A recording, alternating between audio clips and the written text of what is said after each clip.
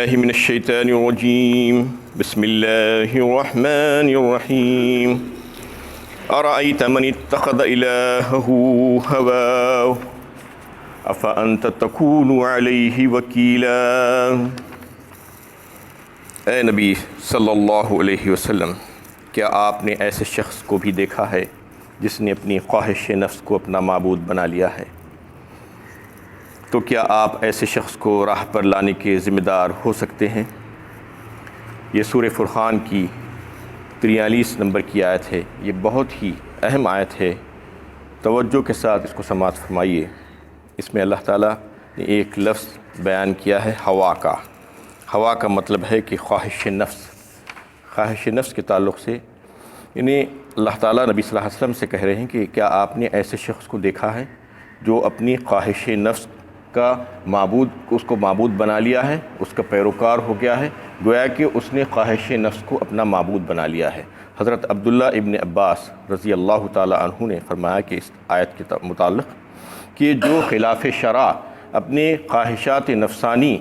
کو جو ہے معبود بنا لیتا ہے، تو گویا کہ وہ اس کا یعنی وہ ایک معبود ہے، ایک بت ہے، اور جس کی پرستش کی جاتی ہے۔ یعنی وہ ایک بت کے طور پر جو ہے انہوں نے کہا کہ وہ ایک بت ہے جس کی پرستش کی جاتی ہے، جو خواہشات نفسانی کے خلاف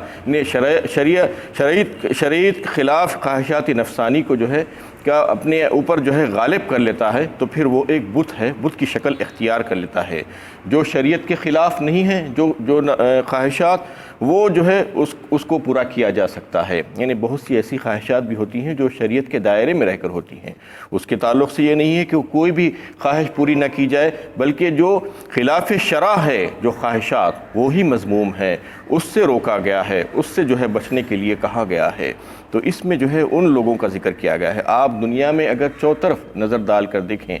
تو ایسے ہی بہت سے لوگ نظر آئیں گے آپ کو، لاکھوں کروڑوں اربوں لوگ جو اس قسم کی حرکتیں کرتے ہیں۔ یعنی ان کے پاس شریعت اسلامی یا قرآن جو اللہ تعالیٰ کی کتاب ہے اس کی کوئی اہمیت نہیں ہے، یعنی اس کی کوئی ضرورت بھی نہیں ہے انہیں۔ ان کو جو ہے کوئی تحفے میں وہ اگر دے دیے تھے، جیسا کہ شادی کے موقعوں پر لوگ سب سے پہلے بڑے عزت کے ساتھ، اکرام کے ساتھ قرآن لاتے ہیں اور قرآن لا کر لڑکی کے جہیز میں رکھتے ہیں، ان کو یہ توفیق نہیں ہوتی کہ لڑکی کو اور لڑکے کو جو ہے اس کے تعلق سے بتائیں، خود پڑھیں، سمجھیں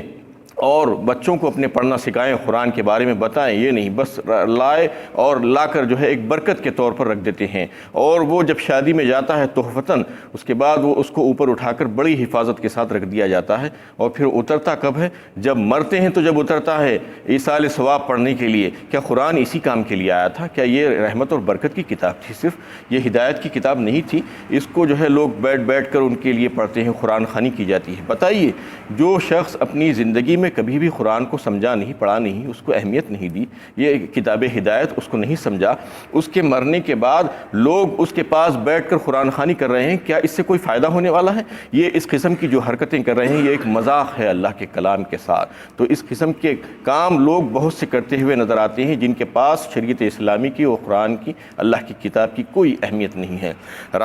باقی رہا ہدایت کا معاملہ، تو ہدایت تو انہوں نے اس کتاب کو کتاب ہدایت سمجھا ہی نہیں تھا، تو پھر وہ ہدایت کہاں سے حاصل کرتے؟ وہ اپنی منمانی زندگی گزار لیتے ہیں، ان کو جو ہے کچھ پتہ ہی نہیں کہ حلال کیا ہے، حرام کیا ہے، عبادات کیسی ہونی چاہیے، معاملات کیسے ہونے چاہیے، اخلاق و کردار کیسی ہونی چاہیے، اتباع اور اطاعت کیسی ہونی چاہیے، حقوق کیسے ادا کرنے چاہیے، فرائض کیسے ادا کرنے چاہیے، یہ کسی چیز کے بارے میں انہوں نے شریعت کی طرف نظر ڈال کر نہیں دیکھا، اس لیے اپنی منمانی زندگی گزاری اور خواہشات نفسانی غالب آ گئی شریعت کے اوپر۔ جو اچھا سمجھا اس کو کر لیا، اختیار کر لیا، اور جس کو برا سمجھا اس کو جو ہے چھوڑ دیا۔ یہ طریقہ کار آج بہت سے لوگ، اکثریت اسی کو اختیار کیے ہوئے ہیں، جبکہ اللہ تعالیٰ فرماتے ہیں وَعَسَىٰ أَن تَكْرَهُوا شَيْئًا وَهُوَ خَيْرٌ لَكُمْ وَعَسَىٰ أَن تُحِبُّوا شَيْئًا وَهُوَ شَرٌّ لَكُمْ۔ سورہ بقرہ پارہ 2 میں جو ہے اللہ تعالیٰ اس کا تذکرہ فرما رہے ہیں کہ دیکھو، ہو سکتا ہے، امید ہے، یعنی ممکن ہے کہ تم کو کوئی چیز اچھی نظر آئے لیکن وہ تمہارے حق میں بری ہو،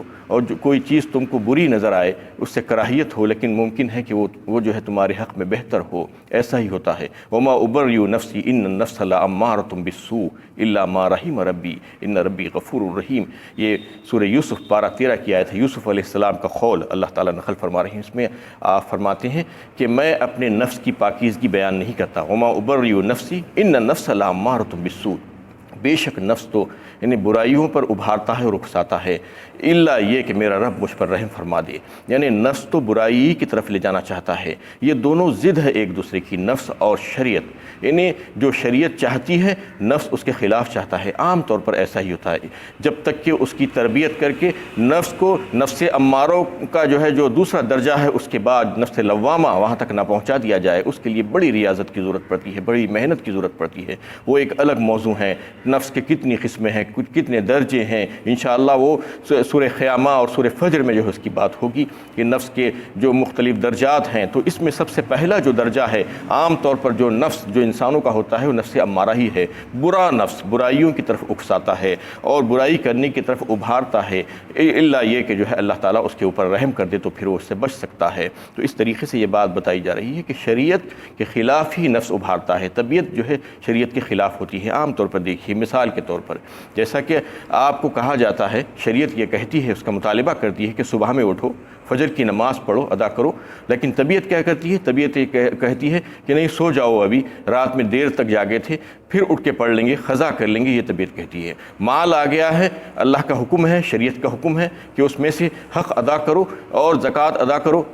لیکن طبیعت مزاج یہ کہتا ہے کہ نہیں ابھی جو ہے تھوڑا جمع کر کے رکھ لیں گے، یہ اگر دے دیں گے تو ختم ہو جائے گا، یہ بہانے سے وہ بہانے سے روکنا چاہتے ہیں۔ ویسا ہی جو ہے صاحب استطاعت ہو گئے، حج کو جانا فرض کر دیا گیا ہے شریعت سے کے مطابق، لیکن دل یہ کہتا ہے کہ ابھی تھوڑا سا جمع کر لیں گے، اس کے بعد اگلے سال دیکھیں گے، اگلے سال دیکھیں گے۔ شریعت کہتی ہے کہ جھوٹ مت کہو، جھوٹ مت بولو، جھوٹی گواہیاں مت دو، مال حرام مت کماؤ، لیکن طبیعت ایک کہتی ہے کہ کچھ پیسہ آ جائے گا، کچھ مال آ جائے گا، کچھ فائدہ ہو جائے گا، جھوٹ بول کے کچھ کما لو، جھوٹی گواہیاں دے دو، جھوٹے مقدمات دائر کر دو، لوگوں کا مال ہڑپ کر لو، یہ طبیعت اور مزاج چاہتا ہے، عام طور پر ایسا ہی ہوتا ہے۔ تو یہ دونوں ایک دوسرے کے خلاف ہوتے ہیں، اس لیے جو ہے بتایا گیا ہے کہ دو بت ہیں انسان کے لیے، ایک بت وہ جو اپنے ہاتھوں سے بناتا ہے، یعنی ہاتھوں سے بنانے میں غیر اللہ کے جتنے بھی تصورات ہو سکتے ہیں وہ سب شامل ہیں، اس میں زیادہ یعنی بتانے کی ضرورت نہیں ہے کہ اللہ کے سوا جن جن کی عبادت ہوتی ہے وہ ہاتھوں سے بنائے گئے ہی تو ہیں، اس کے علاوہ اور کیا ہو سکتے ہیں، چاہے وہ کوئی بھی شکل کیوں نہ ہو۔ اس کے علاوہ ایک دوسرا بت جو ہوتا ہے انسان کے اندر ہوتا ہے، انسان کے دل میں اس کا بصیرہ ہوتا ہے، وہ ہے خواہشات نفسانی کا بت، نفس کا بت، یعنی جی کا بت، جی چاہتا ہے، نفس چاہتا ہے، میرا دل چاہتا ہے جو بولتے ہیں لوگ، وہ ہے۔ یہی وجہ ہے کہ آج جو ہے دنیا میں بہت سی برائیاں، معاشرے میں بہت سی برائیاں پھیلی گئی ہیں، اور یہ اسی وجہ سے ہے کہ دل کے معاملے میں جو ہے وہ مجبور ہیں لوگ اور خواہشات نفسانی کے پیچھے پڑ گئے ہیں۔ جو کلمہ لا الہ الا اللہ پڑھتا ہے تو اس کا تقاضا کیا ہے کہ وہ دو جو بت ہے ایک کو نکال کر پھینکنا ہوگا، اس کے بغیر جو ہے چارہ کار نہیں ہے، کیونکہ ایک دل میں دو الہ نہیں ہو سکتی، ایک اللہ ہی ہو سکتا ہے، اللہ کے ساتھ کوئی اور نہیں ہو سکتا۔ اور یہ خواہشات نفسانی بھی ایک پورے کا پورا بت ہے، اور یہ سب سے بڑا بت ہے، اس کی جو پرستش کی جاتی ہے تو اس کو نکالنا ہوگا، جو یہ کہتا ہے کہ لا الہ الا اللہ۔ اور جو مسلمان لوگوں کے اوپر یعنی مشرکانہ عمل کا لیبل لگاتے ہیں اور یہ کہتے ہیں کہ یہ مشرک ہے، وہ مشرک ہے، تو ان کو یہ بات اچھی طریقے سے سمجھ لینا چاہیے کہ اگر وہ موحد ہونے کا دعویٰ کرتے ہیں تو پھر وہ اپنے اس بت کو توڑ پھینکیں، یہ بہت مشکل کام ہے، یہ کوئی آسان کام نہیں ہے، یہ دنیا کا مشکل ترین کام ہے اگر آپ اس کو سمجھنے کی کوشش کریں تو، کیونکہ خواہشات نفسانی کیسا غلبہ ہو گیا ہے آج انسانوں کے اوپر، بتائیے آپ، اس کو نکال دینا یہ کوئی معمولی بات نہیں، اللہ کی توفیق سے ہی ہو سکتا ہے۔ جو واقعی میں جو ہے خلوص دل کے ساتھ اور اچھی نیت کے ساتھ اس پر عمل کرنا چاہے گا اور اپنی خواہشات کو یعنی بے جا جو خواہشات ہیں خلاف شرع اس کو ختم کرنے کی کوشش کرے گا تو اللہ تعالیٰ اس سلسلے میں اس کی مدد فرمائیں گے اور اس کو حوصلہ عطا کریں گے، اور پھر آہستہ آہستہ وہ ان تمام چیزوں سے جو ہے دور ہو سکتا ہے، بشرطے کہ وہ یعنی صدق دلی کے ساتھ جو ہے یہ کوشش کرے اور اللہ سے یہ دعا مانگے۔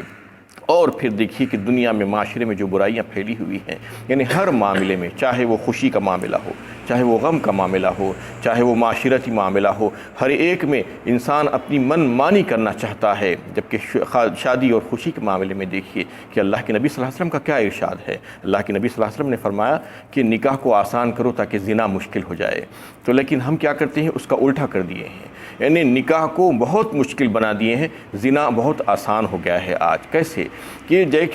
نکاح کے معاملے میں اسلام شریعت کیا کہتا ہے، انتہائی آسان کر دیا ہے، 3 چیزیں صرف رکھی ہیں، وہ بھی لڑکے کے اوپر ذمہ داری ڈالی ہے، لڑکی کے اوپر اس کی کسی قسم کی کوئی ذمہ داری نکاح کے معاملے میں نہیں ڈالی گئی۔ ایک یہ کہ نکاح کے دن منہ میٹھا کرنا خوشی کے موقع پر، وہ بھی لڑکے کے اوپر ہے، اور مہر ادا کرنا وہ بھی لڑکے کی ذمہ داری ہے، اور تیسرے یہ کہ ولیمہ کرنا یہ بھی جو ہے لڑکے کی ذمہ داری ہے۔ لڑکی کے اوپر ایک بھی ذمہ داری نہیں ڈالی ہے اسلام نے، شریعت اسلام میں، لیکن ہم ہیں کہ ساری ذمہ داریاں لڑکی والوں کے اوپر ہی ڈال دیتے ہیں، اس لیے اتنا مشکل بنا دیے ہیں اس کو، کتنے بیجا رسومات، کتنے جو ہے اس میں اپنے من مانی طریقے ایجاد کر لیے ہیں، شادی سے پہلے بھی شادی کے بعد بھی کیسے کیسے رسومات، سانچہ، مہندی،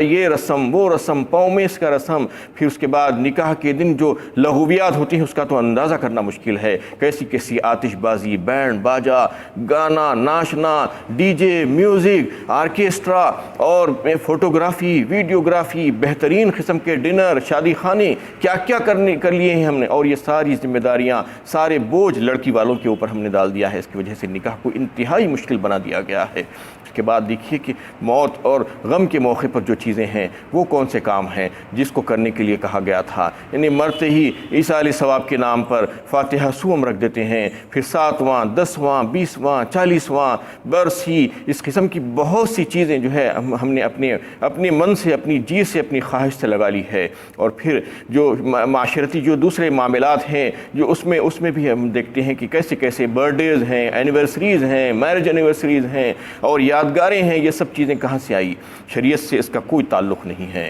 ہم اپنی من مانی یہ چیزیں لگائی ہیں، یعنی اپنے نفس کی خواہش، اپنے لوگوں کی خواہش، عورتوں کی خواہش، بیوی بچوں کی خواہش،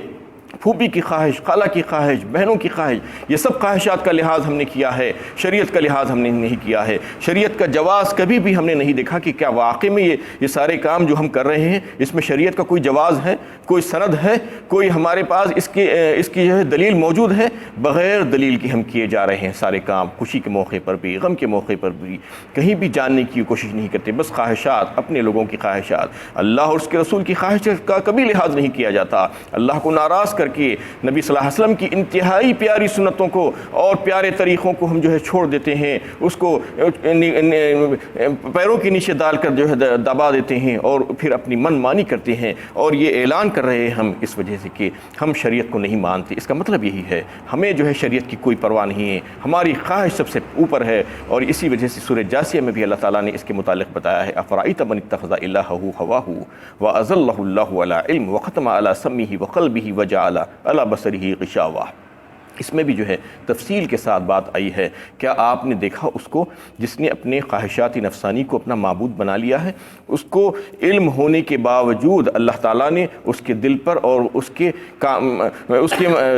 کانوں پر جو ہے مہر لگا دی، اور اس کی آنکھوں کے سامنے پردہ ڈال دیا گیا۔ یہ سزا کے طور پر اللہ تعالیٰ کرتے ہیں کہ دیکھیے شریعت اسلامی نے کون سی چیز کو تشنا چھوڑا ہے، کون سی چیز، کون سے مسئلے پر جو ہے حکم نازل نہیں کیا گیا ہے۔ ایک جو ہے زندگی کے معاملے میں دیکھیے آپ رہنمائی موجود ہے، لقد کان لکم فی رسول اللہ اسوۃ حسنہ کہا، یعنی بہترین نمونہ موجود ہے رسول اللہ صلی اللہ علیہ وسلم کی زندگی میں آپ کے لیے، سارے معاملات میں شروع سے لے کے آخر تک ایک ایک چیز کو بیان کیا گیا ہے، لیکن اس کو یعنی کون سی چیز میں جو ہے تشنگی رکھی گئی ہے، انٹرن چھوڑا گیا ہے، چاہے طلاق کا معاملہ ہو، چاہے خلا کا معاملہ ہو، چاہے رضاعت کا معاملہ ہو، چاہے کاروبار کا، چاہے تجارت کا معاملہ ہو،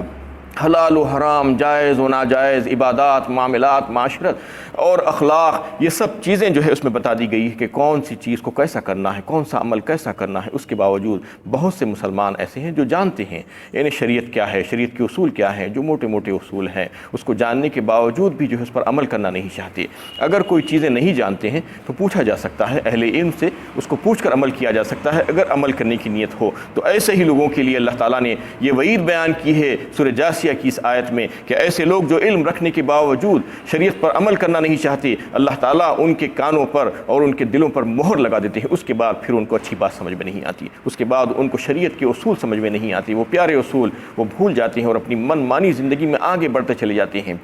اس کی وجہ سے ان کی آنکھوں کے سامنے پردہ ڈال دیا جاتا ہے، پھر ہدایت ان کو کہاں سے نصیب ہو سکتی ہے۔ اس میں یہ بات بتا دی گئی ہے کہ دیکھو جو لوگ محنت کیے ہیں اور واقعے میں جو ہے خلوص دل کے ساتھ جو کام کیے ہیں، جو اللہ سے دعائیں مانگے ہیں، جو کوششیں کی ہیں، اس سلسلے میں اللہ تعالیٰ نے ان کی مدد فرمائی۔ یعنی کیسے اولیاء اللہ کرام صلح امت تھے، کیسے انبیاء کرام تھے، انہوں نے جو ہے کیسی محنتیں کی، کیسے مجاہدے کیے، کیسے ریاض کیا اس میں، اس کی وجہ سے ان کے نفس کو جو ہے جو نفس امارہ تھا نفس لوامہ میں تبدیل ہو گیا، اور پھر وہ ان کی طبیعت اور ان کا مزاج شریعت بن گیا، جیسے جو ہے شریعت چاہتی ہے ویسی طبیعت جو ہے چاہنے لگی۔ ایسا ہی ہو جاتا ہے ایک موقع پر، اللہ تعالیٰ ان کی مدد فرماتے ہیں۔ جو لوگ اس کاموں سے، ایسے کاموں سے جو خلاف شریعت ہے بچنا چاہتے ہیں، تو پھر ان کی طبیعت اور ان کا مزاج شریعت بن جاتا ہے۔ یہی اولیاء اللہ کہلائے، یہی اللہ کے دوست کہلائے۔ اور اس آیت میں اللہ تعالیٰ ایک سوال نبی صلی اللہ علیہ وسلم سے کر رہے ہیں، کیا آپ ایسے لوگوں کے وکیل ہو سکتے ہیں؟ کیا آپ ایسے لوگوں کے ذمہ دار ہو سکتے ہیں؟ کیا آپ ایسے لوگوں کے نگران ہو سکتے ہیں جو ایسی منمانی حرکتیں کرتے ہیں، جو اپنے خواہشات نفسانی کے پیچھے پڑے ہوئے ہیں اور شریعت اسلامی کو بھول گئے ہیں؟ کیا آپ ایسے لوگوں کی نگران ہو سکتے ہیں؟ بالکل بھی نہیں ہو سکتے۔ نبی صلی اللہ علیہ وسلم ایسے لوگوں کی نگران کیسے ہو سکتے ہیں؟ آپ نے تو شریعت اسلامی کو پیش کر دیا، ایک ایک اصول بتا دیا، اللہ کی کتاب کو پیش کر دیا، ایک چیز بھی جو ہے باقی نہیں بچی اور ایک چیز کو بھی چھپایا نہیں گیا، سب بتا دیا گیا، سب سامنے موجود ہے۔ اس کے باوجود کوئی عمل نہیں کرنا چاہتا تو یہ اس کا اپنا عمل ہے، وہ اس کا ذمہ دار ہوگا۔ اس لیے اللہ تعالیٰ نے فرما دیا کہ آپ ایسے لوگوں کے ذمہ دار نہیں ہو سکتے، ایسے لوگوں کے ذمہ دار کوئی نہیں ہو سکتا، وہ اپنے عمل کے آپ ذمہ دار ہیں اور ان کو اس بات کو جو ہے جو عمل کیے ہیں اس کے تعلق سے ان کو سزا بھگتنی ہوگی۔ وآخر دعوانا ان الحمد للہ۔